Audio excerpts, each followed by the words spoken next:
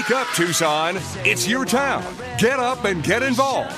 It's Wake Up Tucson with Chris DeSimone and Joe Higgins. 7:06 in the morning. It is the start of the most powerful hour in the Wake Up Tucson. 2 hours, the power hour. This is my favorite hour of the day. If you missed the first hour, we talked about Christmas letters. Joe's a big supporter of them. I'm just sick of them. I'm sick of the egomaniacal tendencies, as we like to say.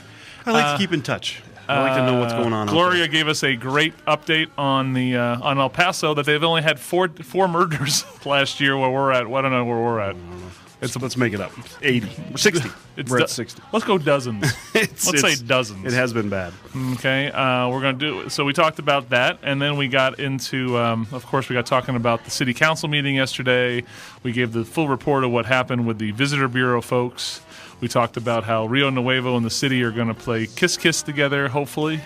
Maybe. We'll see. And then the Tea Party Patriots and a bunch of people were there giving them heck at the call of the audience. Bobby had to shut it down. There were people like, let us talk. I heard him in the background. I am so impressed with Allie Miller and her crew, Charisse and the gang on the Tea Party Patriots, because they're out there doing stuff. Right. They're out there rocking. Thank you, sir. 790-2040 is the number. Let's go to Dana. Dana, you're on line 4. What's going on? Good morning. Hey.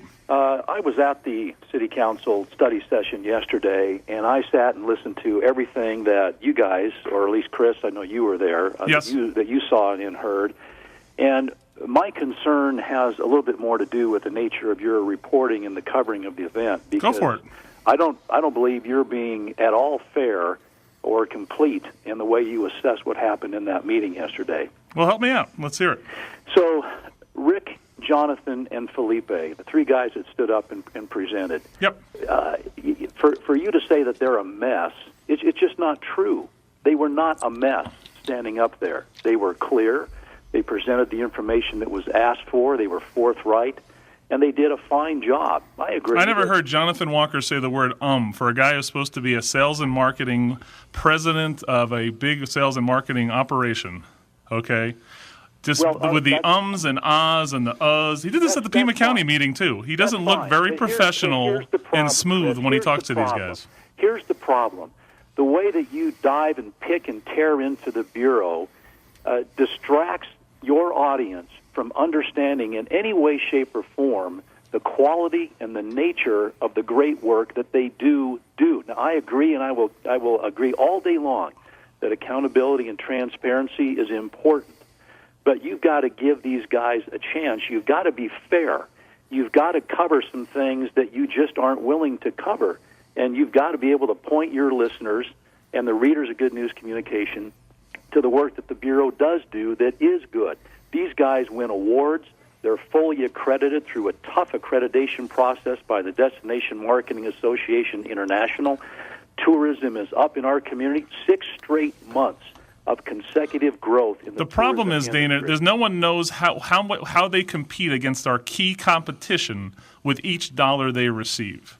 They can show a gross thing and the numbers will go up 6 months in a row. I've seen the Rick Vaughn bar graph from 9/11 on, that everything has gone up. But we don't know. This is the biggest problem, Dana. No one knows exactly how they maximize each tax dollar they get against their competition.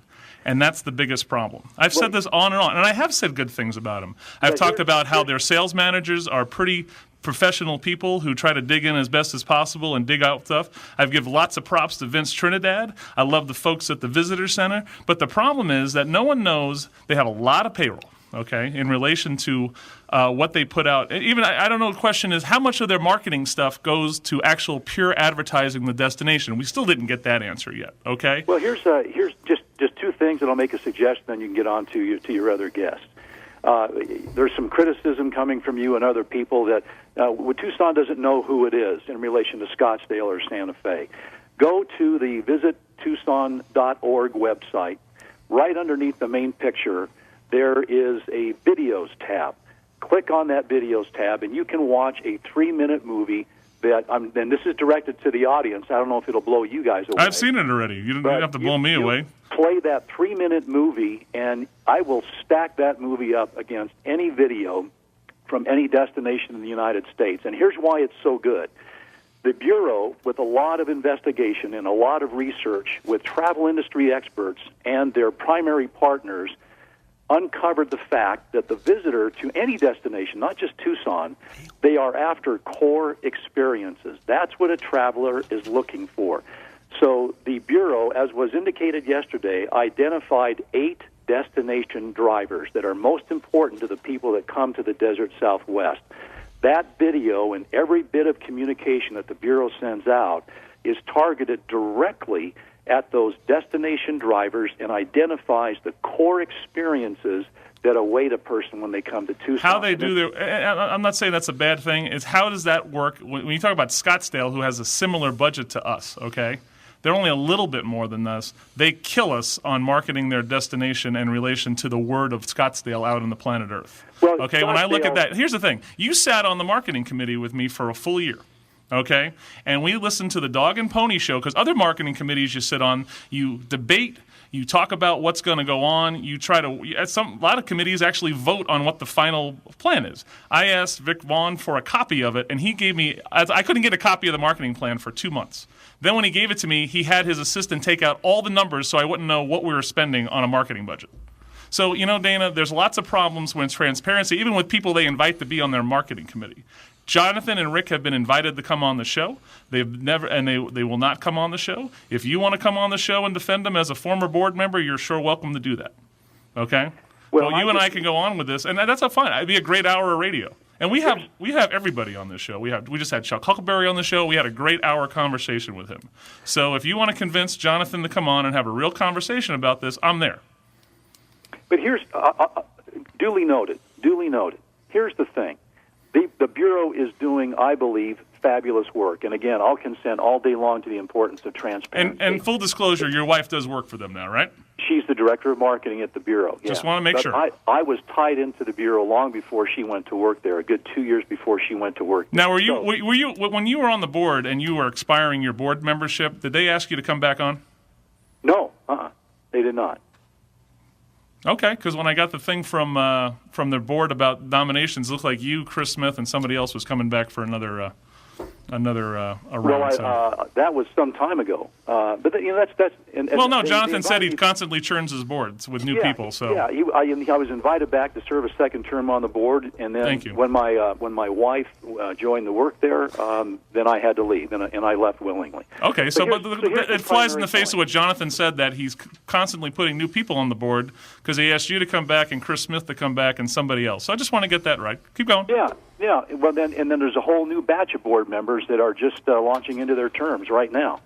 So you can go on the board website. You can ask them, and they'll tell you who those people are. That's all public knowledge. Well, we talked about this last year. Steve Fell sent out for last year. He sent out an invitation for people who weren't on the nominating committee to be on the nominating committee, and you guys gave people a week to get a signature from 150 owners or chief executives of members, and you had to get that all in 5 working days and get it to even get on the nominating committee. Do you know what that means? That means you don't want anybody new. And Fell's a banker, for God's sakes. I don't know that process.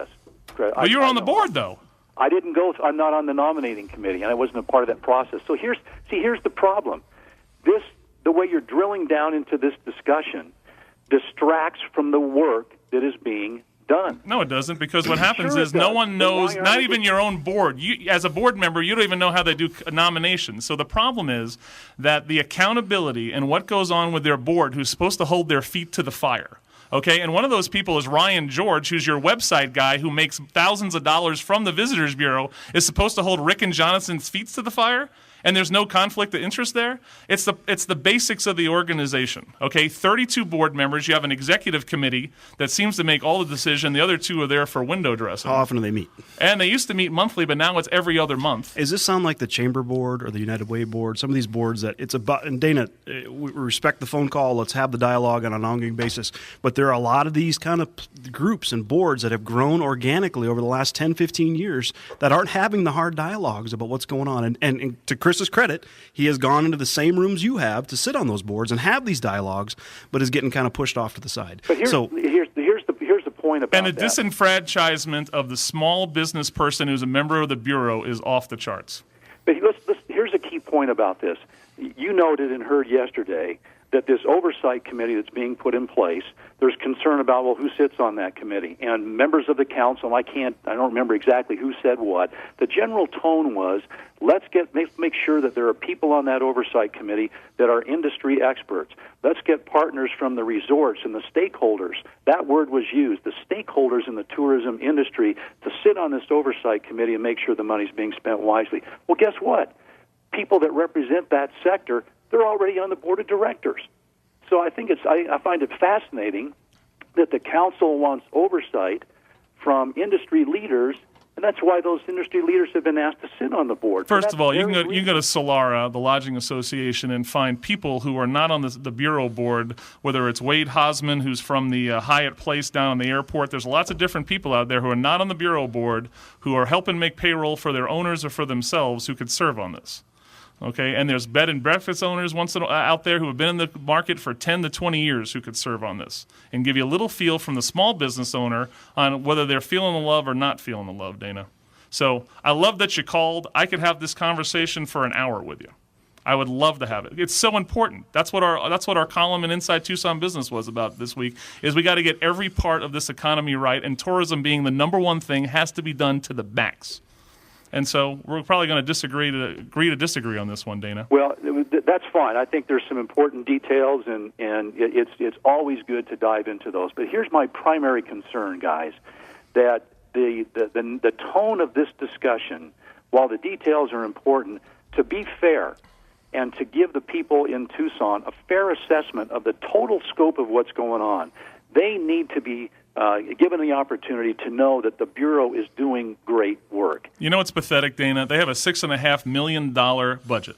They are supposedly sales and marketing and PR experts, and they're worried about two schmucks with a radio show where they can't get this word out themselves. Okay? That's the sad part about this. They're supposed to be the experts. They should have been convincing people over the last 10 years that Jonathan's been there about the importance of tourism and the benefits of it and the impact and who it hires and all this stuff every day, every month, every year. But see, here's their job. And they don't do it. So here's the other thing. You're the only guy who's had enough integrity to call up and defend them. And thank you, Dana. Okay? Here's the thing. Pima County Board, who filled out a blue card and spoke on their behalf? Nobody. Who filled out a blue card and talked on their behalf in the industry yesterday? Nobody. Okay? So that's the interesting part, is now you're talking about us getting out, and we can have that discussion. If Jonathan wants to come and we can have two-part section. He can bring every piece of paper he ever had and we can break it down. I'm there. I've offered this. I went through Doug Martin and said, Doug, bring them on. Okay? Well, they don't want to come on. So here's the thing. We're two guys with a 2-hour radio show every morning. They're the $6.5 million agency with 42 employees, and they can't get the message out. Well, let me just give you a couple of points on that. Go. First of all, their primary job isn't to go on the air. It's not to write editorials. But Rick Vaughn can do push polls to push a hotel in the city of Tucson. Come on, Dana, come on. And you know why that hotel is important? Because without it, downtown Tucson will continue to wither and die. Not at that price tag, Dana. It wasn't going to happen. I agree with you on that, but not at that price tag. Maybe the price tag isn't right. The financing package may not have been right. But without a downtown hotel, there's $200 million of business that has gone wanting, specifically because Tucson does not have a downtown See, hotel. But what you're saying is they don't have time to do things, but Rick Vaughn has time to do a push poll with meeting planners to help Garfield Traub shove a hotel down the city's throat. See, this is the problem. You're trying to defend your guys. God bless you. You're friends with them. You're on their board. Awesome. Your wife works for the organization. Awesome. Okay? But you can't say that when they've already stuck their nose at things that they think are important to what they think's important. What I'm just trying to tell you is they're going to try to drive the issue of a downtown hotel, and let's hope it's not their job. It's not their job. Their job is not. Their job is to be the experts. That's not their job to help shove a hotel down everyone's throat. Their job is to attract tourism to Tucson and meetings and conventions. That cannot be done to the maximum extent possible without a downtown convention center hotel. It can't be done.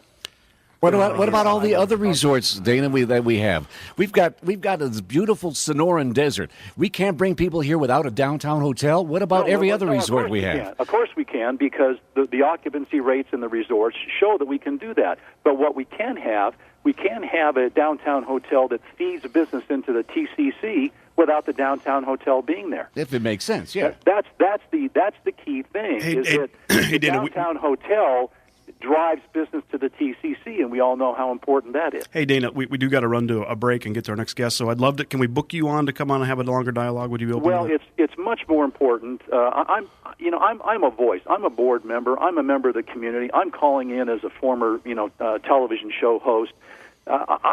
I'm not the best person to come on the show. I'm happy to call in and kind of. Well, we give you courage for stepping up and doing that, and that's important. Yeah, well, let's figure out that get it done the right way, so you get the voice and the information that's best, so that people can hear the whole story. That probably isn't me. Okay. But I just want to encourage you guys, while you're drilling into the details, to present the total picture and give people an opportunity to understand. Gosh, we have, that this is an award-winning bureau, that the quality of the work they do is outstanding, that tourism is up, that Vince Trinidad and his department are doing all kinds of things to bring events to Tucson. That's the other half of the story. Awards are beautiful. It matters from organizations that they belong to and whatever. Great. I guess that makes you happy. And magazines that they spend tens of thousands of dollars in. But here's the thing. I want to know, for every dollar at bed tax, Dana, that they get, okay, are they doing a better job with each bed tax dollar than Albuquerque, Scottsdale, Santa Fe, San Antonio?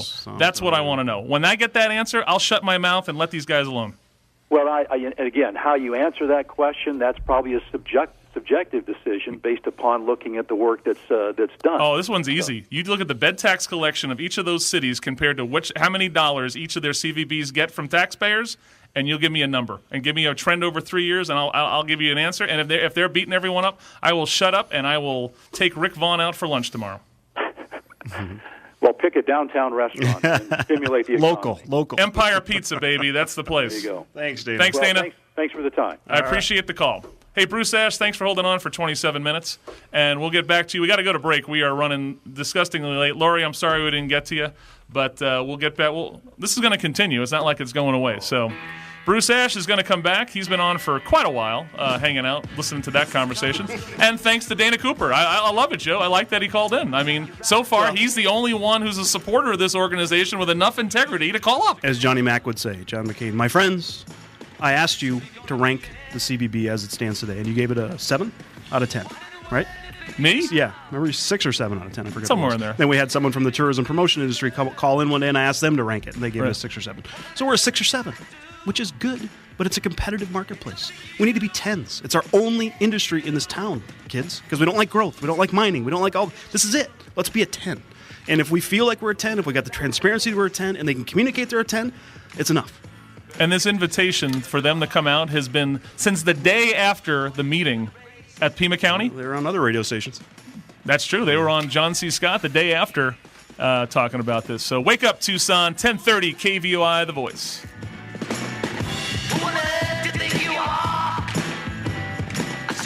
Southern Arizona is waking up to local talk that matters. Wake Up Tucson, mornings with Chris and Joe on AM 1030 KVOI, The Voice.